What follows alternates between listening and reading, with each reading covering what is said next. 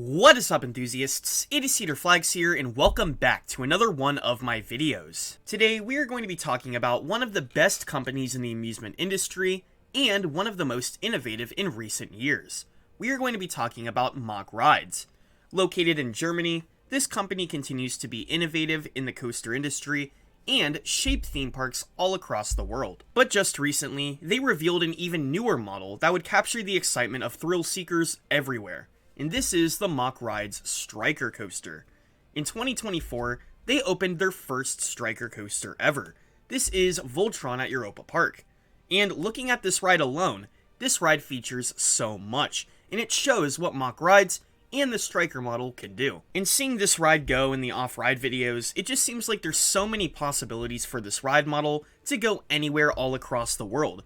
So in this video, I'm going to be talking about the ride model itself and predicting the future of it. This is Cedar Flags, and today, we are going to be talking about the Mack Rides Stryker coaster. So a Mack Stryker coaster is characterized by a few things. Mainly it's 4-across seating, giving the riders a much more thrilling experience than a 2-across train.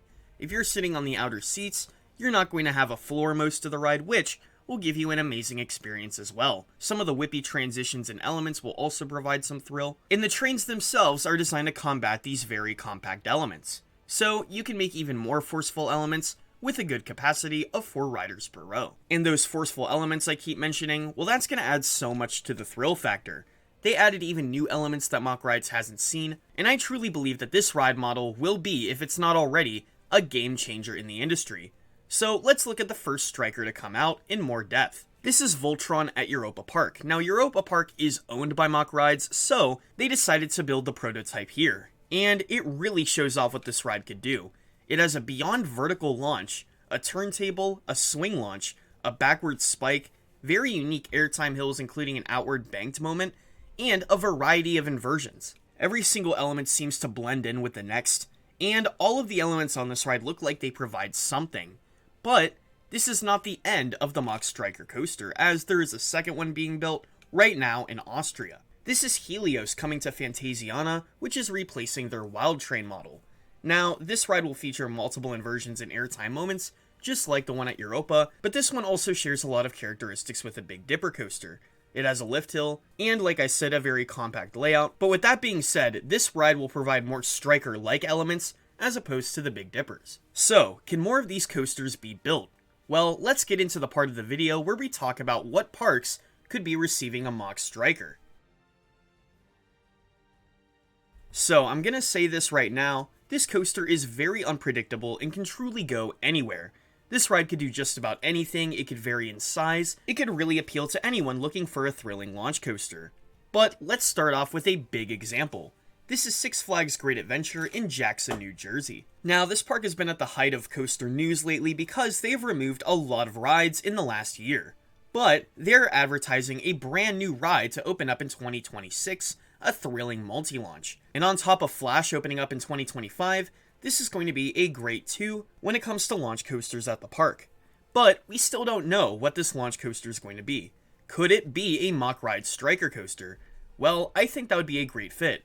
They could easily build a massive one that would stand out, and I believe if one came to Six Flags Great Adventure to replace Kingda Ka, it would have to be a standout coaster indeed. I could see a few records, as they were talking about a record-breaking coaster, but very unique records, like the world's tallest vertical or beyond vertical launch, or maybe an inversion record. But on top of it all, provide a fun, forceful, and nice layout for enthusiasts and thrill seekers alike. I think it would be pretty unique to the park, as at the time the only other launch coaster would be Flash, which is a very different ride. But anyways, talking about this, I think it would be a great fit at the park and complement the rest of it very well.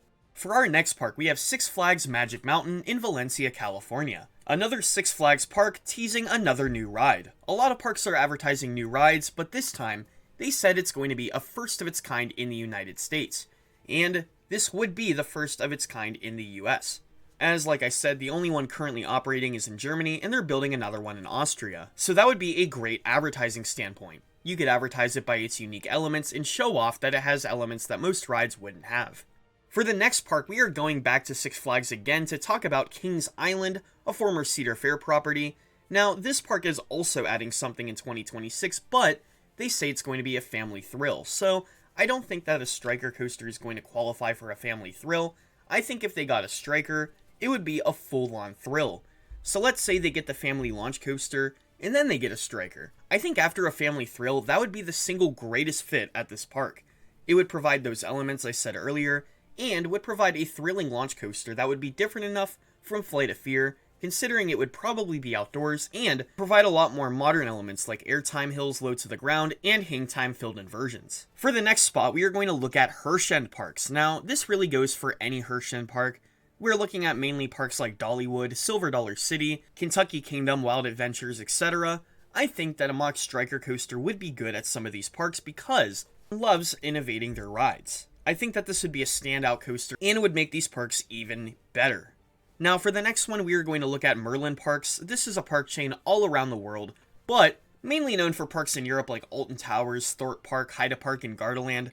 But they do have a lot, and I think that they could be a very good possibility that one of their parks could add a Mack Stryker. They've recently worked with Mack rides in Hyperia at Thorpe Park, which a lot of enthusiasts have gotten rave reviews about.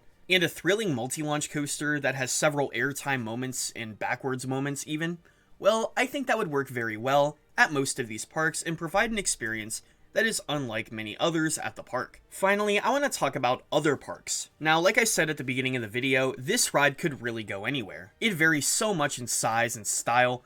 I really think that this ride could go just about anywhere, whether it be a small park, a big park, or any other park all across the world. I could see more of these being sold all over the place. So, what are your thoughts on the Mack Ride Stryker coaster? Let me know in the comments below, and let me know if you've gotten to ride one yet. Anyways, this is Cedar Flags, and I'll see you all later.